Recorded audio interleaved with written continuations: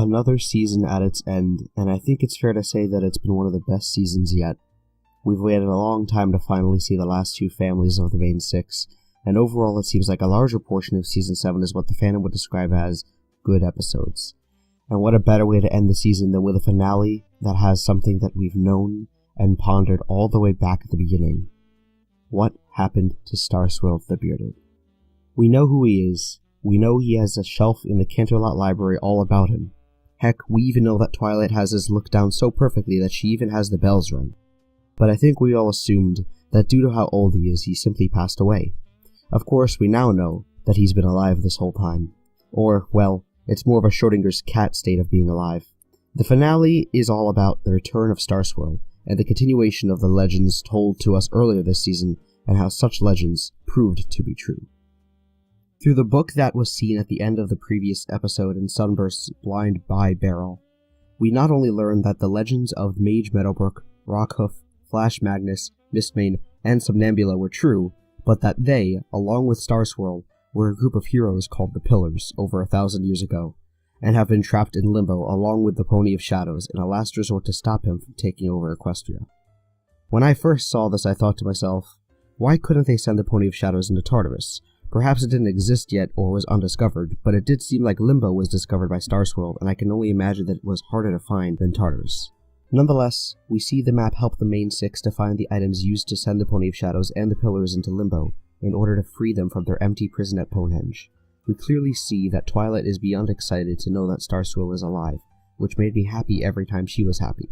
That being said, this led Twilight to act before thinking about the Pony of Shadows being a variable in this quest. In freeing the Pillars, the Pony of Shadows also returned and fled to regain power, leading Twilight to feel guilty for her rash behavior. However, we also see that Swirl had the same problem regarding a way to handle the Pony of Shadows, both now and in the past. We learn that the Pony of Shadows, properly known as Stygian, was the strategist of the Pillars, but being a common pony, was never revered for his own contributions, and sought to become a pony with power to assist the Pillars. He steals items precious to them, and was caught in the act, being cast out of the group. This is where I ran into a problem. Stygian was also rash, as he stole these items rather than asking for assistance from the Pillars to begin with.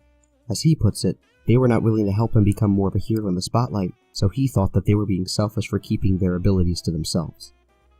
On the other hand, Swirl thought Stygian was selfish for stealing these items to make him the most powerful pony in the bunch. It was a big matter of miscommunication. However, I think it boils down to Stygian stealing these items rather than asking directly being the main problem. Additionally, we see more of Swirl's rashness when he quickly disregards Twilight's findings on a way to banish the Pony of Shadows without the Pillars leaving as well, not even bothering to read the spell that Twilight created. This is where Twilight's friends shine, as they stand up for her to get Swirl to consider reading the spell. A great moment from Starlight is when she asks about the specifics of Stygian, and how the rest of the Pillars admit that while they do not know the reason for Stygian wanting to cast a spell with their items, they believed it to be out of selfishness. This was a great scene, as it shows that it was not just Swirl but the rest of the Pillars too, who did not know the motives behind Stygian's actions, adding to the moral of rashness and assumptions throughout the finale. The map once again shows everyone where the Pony of Shadows is, and how these places that were once dark and barren are modern and full of light. I liked how we had names like Ghastly Caverns, which became the Ghastly Gorge, and Appaloosian Wastes, which became Appaloosa, and I can only assume that the place of eternal darkness that is now Manhattan would be where Nightmare Moon was in one of the alternate realities that Twilight visited in the Season 5 finale. Our shadowy villain goes to one of the only dark places in Equestria remaining, the Hollow Shades. Dark-sounding name aside, Swirl takes everyone to the Tree of Harmony first, and explains how it was planted by the Pillars long ago.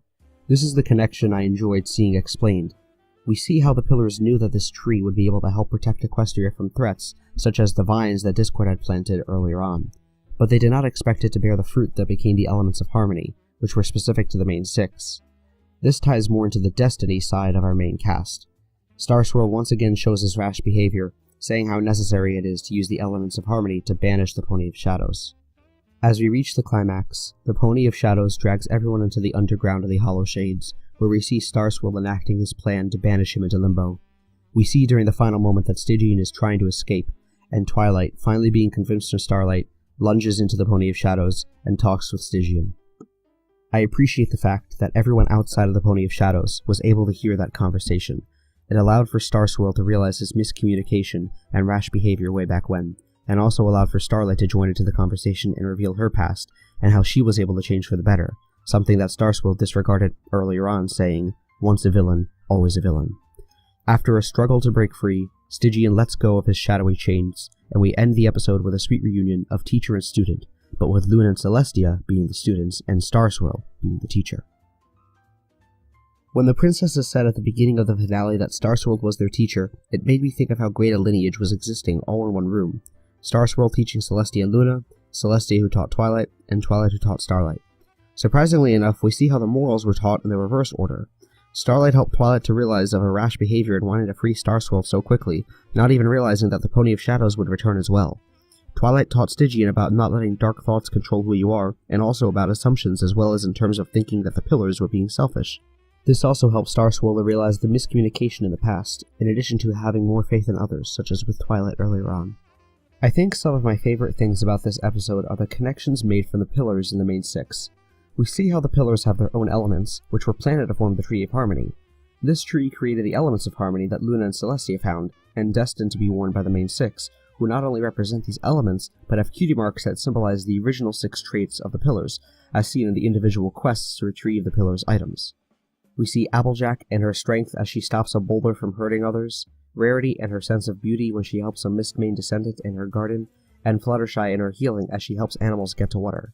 Pinkie Pie, well, I can't say I see much hope being displayed in her quest, however she does have that personality being the optimistic one of the bunch.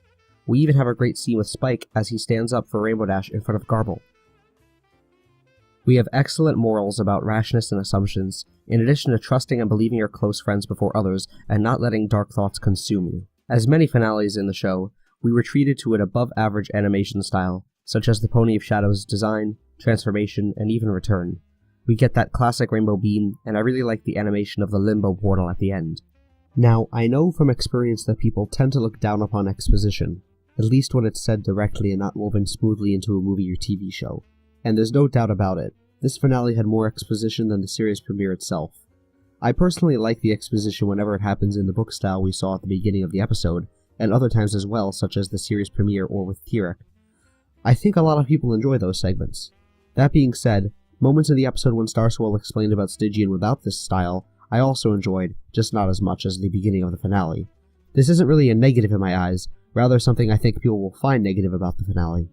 Another unfortunate occurrence in this finale is the repeated amount of times that Starlight's past was brought up. I think it didn't have to be brought up more than once in all honesty. It got really annoying, and I felt bad for Starlight having to feel like that for what's already been forgiven for, and for what she's already moved on from. If the finale only used her mentioning of it when talking to Stygian at the end, it would have had a more powerful effect. Not to say that her previous mentioning about reforming the Pony of Shadows back into Stygian did not foreshadow her getting involved with the climax of the finale, but it still would have meant more if she was the only one mentioning it at the end instead of other ponies bringing up her past. Now, this might be my own experience talking here, but I predicted a lot of the finale's progression while watching. For instance, I knew that the end of Part 1 would be the Pony of Shadows coming back, much like how the Return of Harmony ended its first part with Discord appearing out of nowhere to cause tension and a cliffhanger. Even at the very beginning when I saw Stygian becoming the Pony of Shadows, it was also clear that he would be forgiven or at least reformed in the end as well. As fun as it is to say that you called something that would happen later on, it's even more fun to have a nice twist at the end in my opinion. I didn't really find this twist to occur in the finale, however. All in all, I think that this finale had more going on for it than previous ones, and it had more morals, more screen time for every character, though of course mainly Swirl, Starlight, and Twilight. The animation was as good as always, and while some people believe that episodes with songs is time wasted that could have been used for character development or lore, I think that if there were to be a song in this episode, it would have lost the serious nature that it had, so I'm glad that it did not have one in this case.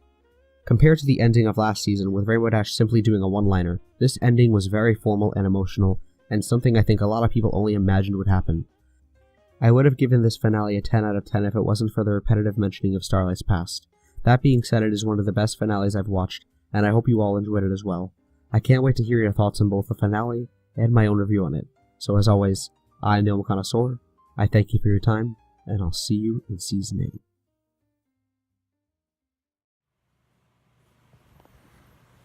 Actually, I just realized, I'm going to see you in the MLP movie review. What am I talking about?